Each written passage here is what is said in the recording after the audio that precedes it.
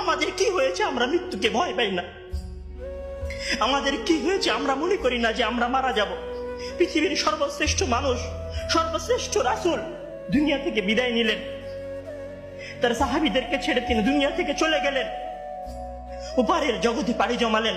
আমাদের কি হয়েছে যে আমরা বিশ্বাস করতে চাই না, আমরা প্রস্তুতি গ্রহণ করি না মৃত্যুর জন্য? আমি আপনি কি মনে করি যে আমরা চিরদিন বেঁচে থাকবো? আমি আপনি কি মনে করি যে আমার গ্যারান্টি রয়েছে আমি সালাত আদায় করে আমার রুমে ফিরে যাব?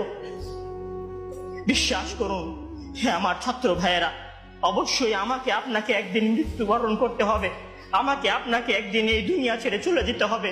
সুতরাং মৃত্যুর জন্য প্রস্তুতি গ্রহণ করুন, সুতরাং মৃত্যুর জন্য প্রস্তুতি গ্রহণ করুন।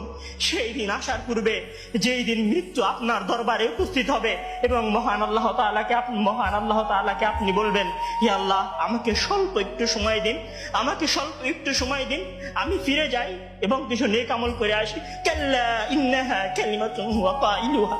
তখন মহান আল্লাহ তাআলা বলবেন, কোনো সুযোগ নেই, এটা তো সাধক তার মুখের কথা মাত্র, সে ফিরে গেলে আবারও আমল করবে না, সে ফিরে গেলে আবারও আমল করবে না।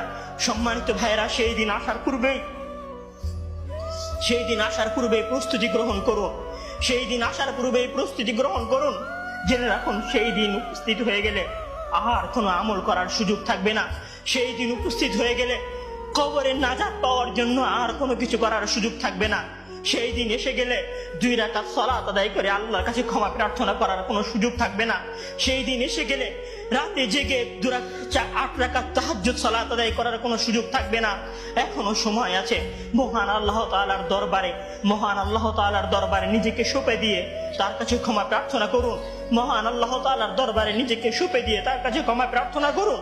মানুষের সাথে কোনো ভুল থাকলে সে ভুলের ক্ষমা চেয়ে নিন। মহান আল্লাহ তাআলার সীমা লঙ্ঘন করে থাকলে মহান আল্লাহ তাআলার কাছে ক্ষমা চেয়ে নিন। সেই দিন আসার পূর্বেই যদি সেই দিন এসে যায়, সেদিন আর কোনো লাভ হবে না, সেদিন বেঁচে থাকার আর কোনো সুযোগ হবে না, 1 সেকেন্ড সময় আপনাকে বেশি দেওয়া হবে না। সম্মানিত ছাত্র ভাইয়েরা, মৃত্যুর জন্য প্রস্তুত হন।